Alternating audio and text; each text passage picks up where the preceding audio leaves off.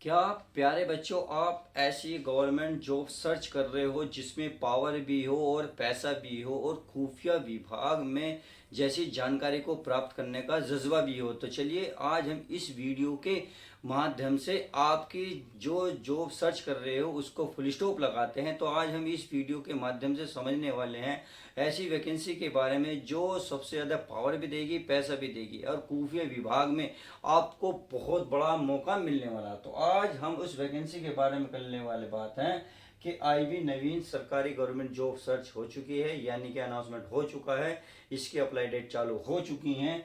अब बात करेंगे इसमें selection process, post, age, qualification, fees, apply कब कब कैसे होगा, सिलेबस क्या होगा, इसका एग्जाम पैटर्न कैसा रहेगा, एग्जाम सिलेबस कब होगा, सब कुछ इस वीडियो में कवर करेंगे। तो चलिए समझते हैं एक एक पॉइंट को। पॉइंट नंबर 1 पहले यही देख लेते हैं। तो आईबी की जो नई सरकारी भर्ती है उसका अनाउंसमेंट हो चुका है। देखिए, इंडियंस ब्यूरो यानी कि खुफिया विभाग में लगने का आपको चांस मिलेगा। अब जो चांस मिलेगा तो उसके लिए आपको कंप्लीट डिटेल जाननी होगी। तो चलिए समझ लेते हैं। पहले समझते हैं सिलेक्शन प्रोसेस को।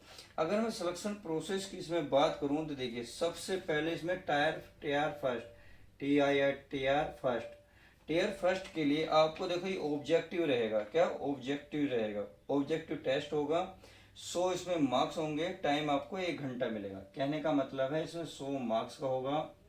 टाइम अगर मैं इसके लिए आपको केवल 1 घंटा मिलेगा। अगर मैं इसमें नेगेटिव मार्किंग की बात करूँ तो नेगेटिव मार्किंग आपको रहने वाली है, तो ये मिलेगी 0.25, यानी कि 1/4 आपकी रहने वाली है। जब आप इसको क्वालिफाई कर लोगे तब आपका जाके टीयर सेकंड होगा। टीयर सेकंड जो होगा माय डियर स्टूडेंट, आपका डिस्क्रिप्टिव टेस्ट होगा और वो भी आपका 50 मार्क्स का होगा। 50 मार्क्स का कंप्लीट करने के बाद आपका एक इसमें फिर आपके प्यारे बच्चों इंटरव्यू होगा। क्या होगा? इंटरव्यू। आप जैसे ही इंटर क्वालिफाई कर लेते हो तो इंटरव्यू भी ध्यान रखना, जैसे टीयर फर्स्ट टीयर सेकंड 100 और 50 मार्क्स का रहा तो इंटरव्यू भी आपका 100 मार्क्स का रहने वाला। ये इसमें थोड़ी सी इंपॉर्टेंट बात है जो आपको ध्यान रखनी है। अगर मैं आगे की बात करूँ, इंटरव्यू के बाद आपका डीवी होगा, यानी कि डॉक्यूमेंट्स वेरिफिकेशन। डॉक्यूमेंट्स वेरिफिकेशन में ये होगा, जब आप फॉर्म अप्लाई करोगे तो फॉर्म अप्लाई करते वक्त आपने जो जो डॉक्यूमेंट्स लगाए हैं वो वैलिड है या नहीं है, ये आपसे चेक किया जाएगा। और डॉक्यूमेंट्स वेरिफिकेशन के टाइम आप पे आधार कार्ड मांगा जाएगा, आपका कास्ट सर्टिफिकेट मांगा जाएगा, एज प्रूफ मांगा जाएगा, आपके और जो कहते हैं फोटो फोटो मांगे जाएंगे, आपके वाइट पेज पे सिग्नेचर मांगे जाएंगे, क्योंकि जो सिग्नेचर तुमने फॉर्म भरते वक्त अप्लाई करे होंगे वही आपको सिग्नेचर वहाँ करने होंगे। उम्मीद है ये डीवी समझ में आ गया होगा। अगर मैं बात करता हूँ आगे, लास्ट होगा जो आपका, इतना होने के बाद आपका एक मेडिकल होगा। मेडिकल मेडिकल क्यों होगा? क्योंकि देखिए, खुफिया विभाग में है तो सबको तेज दिमाग, कान साफ, आंखें चील को वो घिरा रहा था, बिल्कुल सब कुछ देखा जाएगा। आपको सही दिख रहा है, सही सुनाई दे रहा है, आप इतना इस लायक है या नहीं है, सब कुछ ये आपका मेडिकल में हो जाएगा। इतनी करने के बाद अब बात आती है इसमें पोस्ट इसमें कितनी रहने वाली है। अगर मैं पोस्ट की बात करूं तो इसमें 3717 पोस्ट में ऑलरेडी निकल चुकी हैं। अब ये है जनरल वालों के लिए, जो है ईडब्ल्यूएस वालों के लिए, ओबीसी वालों के लिए, एससी एसटी वालों के, सबके लिए पोस्ट अलग अलग है, यानी कि टोटल तो ये है। अब बात अगर मैं कहूँ जनरल वालों के लिए इसमें पोस्ट कितनी है, तो जनरल वालों के लिए जो पोस्ट है 1537 पोस्ट इसमें निकली हुई है। बात आती है इसमें जो 3717 पोस्ट है उसमें से जनरल वालों की 1537 पोस्ट हो गई। अगर ईडब्ल्यूएस वालों की बात करूँ, ईडब्ल्यूएस वालों के लिए पोस्ट की बात करूँ तो इनके लिए जो पोस्ट है 442 पोस्ट इसमें रखी गई हैं।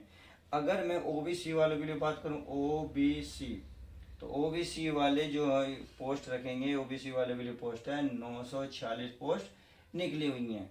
उम्मीद है ये भी बात समझ में आ गई। बात आती है एससी एसटी वालों के लिए, तो एससी वालों के लिए तो 566 पोस्ट हैं और एसटी वालों के लिए आपकी 226 पोस्ट ऑलरेडी निकल चुकी है, यानी कि टोटल अगर टोटल करें तो ये 3717 पोस्ट निकलेंगे। बात आती है एज की, यानी कि खुफिया विभाग में आपकी एज कितनी होनी चाहिए। तो अगर मैं एज की बात करूँ तो एज इसमें ज़्यादा तो नहीं है, बहुत सिंपल सी है। तो जो बच्चों में होती है नॉर्मली 18, मिनिमम 18, मैक्सिमम 27 साल होगी। अगर मैं इसी में ओबीसी वालों की बात करूं, ये तो जनरल वालों की है, अगर ओबीसी वालों की बात तो 18 से लेकर 30 साल तक, खूब जो 30 साल तक बच्चे हैं तैयारी ज़बरदस्त कर रहे हैं तो इस फॉर्म को अप्लाई कर सकते हैं।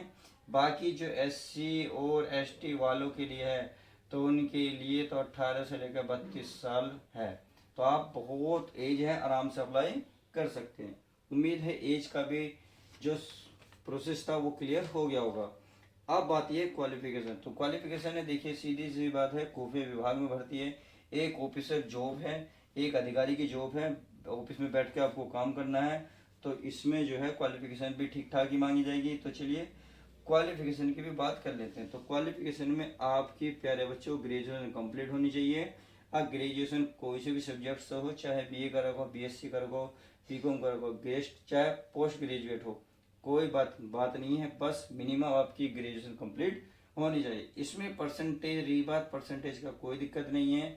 और आपने किसी प्रकार का कंप्लीट डिप्लोमा कर रखा है तो भी इस फॉर्म को अप्लाई कर सकते हो। चलिए ये भी अच्छे से समझ में आ गया होगा।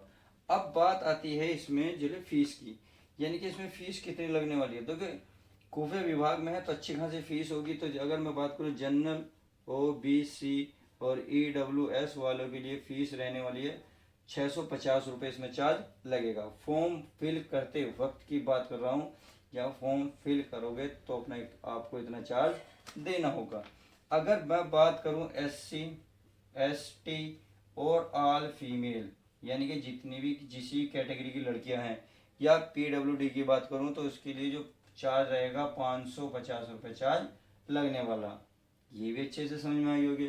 बात आती है अप्लाई कब से है। तो अब अगर मैं अप्लाई की बात करूं तो माय डियर स्टूडेंट, देखिए अप्लाई ऑलरेडी आज से चालू हो गई हैं, और यानी कि 19 तारीख है आज, और 19 तारीख को मैं वीडियो बना रहा हूं।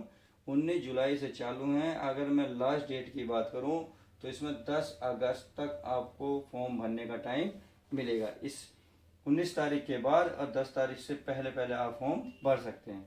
चलिए ये तो रही कंप्लीट जानकारी। अब बात आती है जो टीयर फर्स्ट है या टीयर सेकंड है, उसके मेन सब्जेक्ट क्या रहने वाले हैं। इंटरव्यू से 100 मार्क्स का रहेगा, उसमें क्या क्या पूछा जाएगा।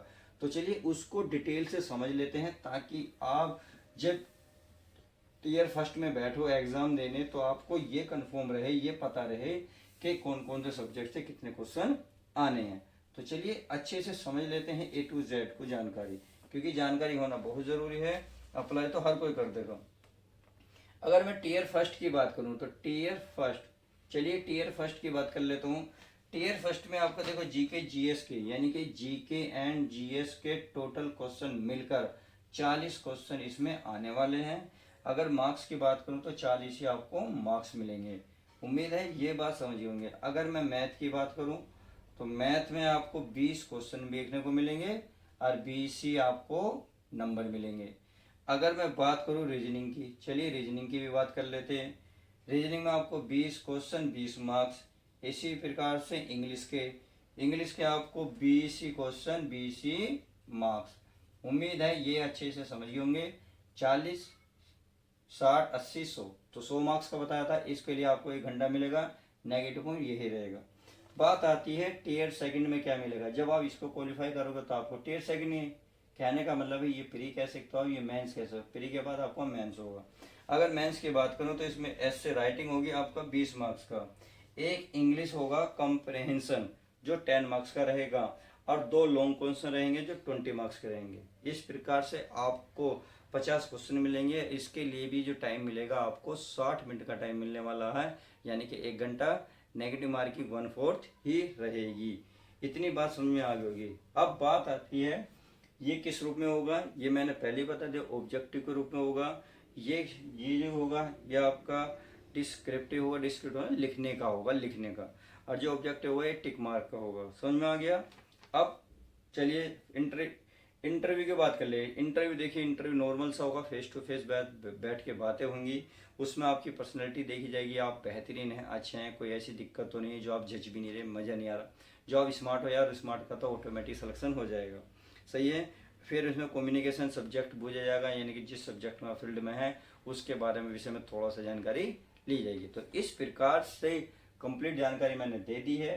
आपको कौन से क्वेश्चन बूझना है या कोई डाउट हो तो प्लीज़ कमेंट कर सकते हैं। मैं